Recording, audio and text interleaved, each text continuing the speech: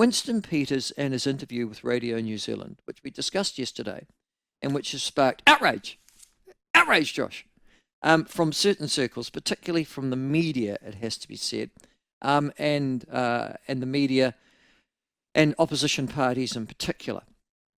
As you know, Winston Peters had what you could describe as a verbal excursion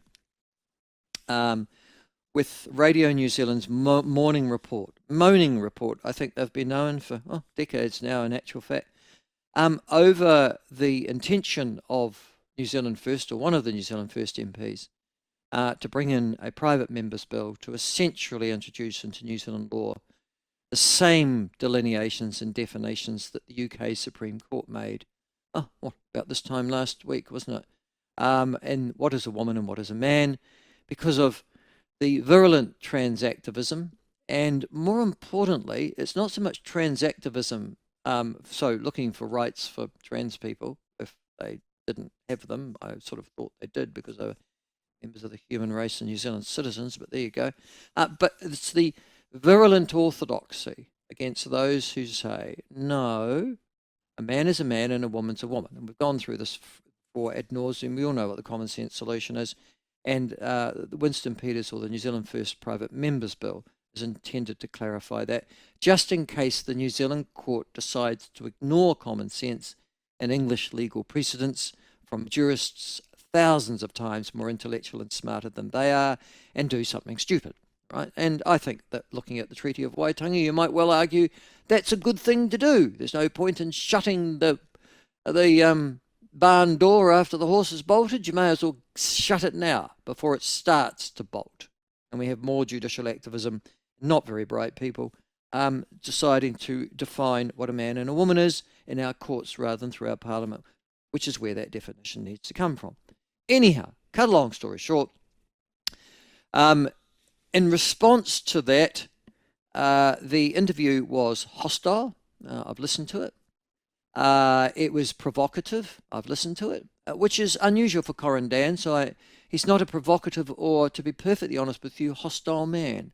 So I'm presuming that he was prodded into his hostility by the centre, left and left producers that make up Radio New Zealand's newsroom. Anyhow, a verbal scrap then ensued, in which Winston Peters said, amongst other things, listen, it's, you are basically a woke bastard. I mean, this is essentially what he said, and I can't wait for you to be defunded. Now, that was clearly a personal and political remark, and expressed the frustration on behalf of Winston Peters at the line of questioning and of the attack scenario that is so redolent of Radio New Zealand News whenever they're interviewing anybody from the centre right.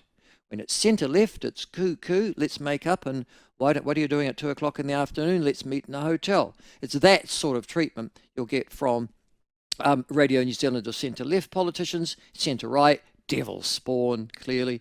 And shouldn't be allowed to breed, and we must point this out to our listeners on a daily basis. Radio New Zealand News, editorial policy 1. But it's not the first time, of course, that leaders have fallen out with particular state-funded broadcasters. Let us not forget former Labour Prime Minister Alan Clark describing, I thought relatively accurately, John Campbell, a Radio New Zealand TVNZ luminary, as a little creep. If you remember that at the start of this particular century, when they clashed over something called Corngate, where he wouldn't believe what she said.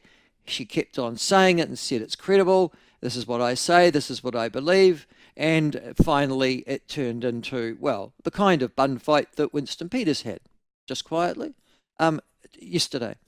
Listen, can I say to Winston Peters, and I mean this most sincerely, good on you.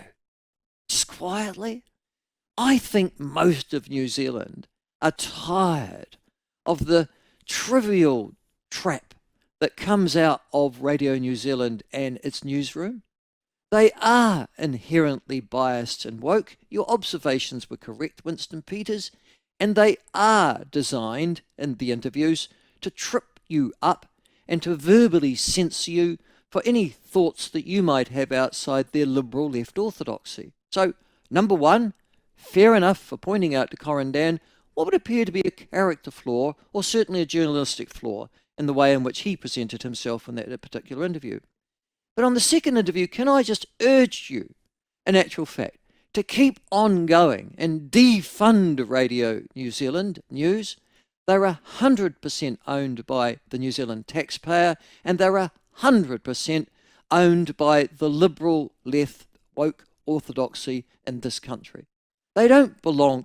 The name Radio New Zealand doesn't really belong there because they're not really representative of New Zealand.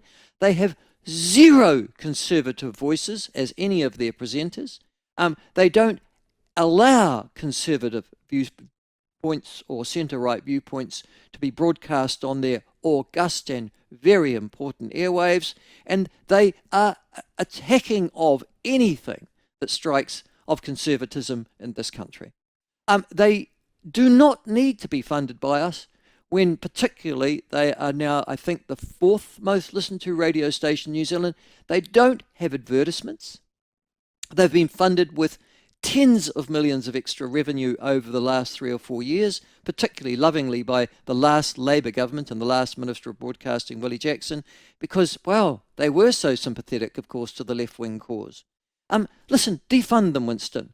Go for your life. Make good on the promise.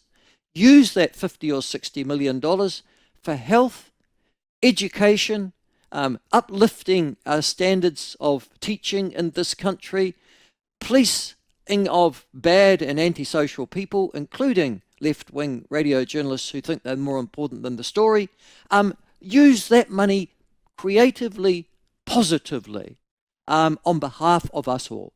And for God's sake, carry through with your threat. Radio New Zealand needs to be defunded now. I wouldn't have them in the budget. Save the money and save us from their ceaseless taxpayer-funded prattling and their promotion of wokeness on a grand and industrial scale. Those are my thoughts this morning. What are yours?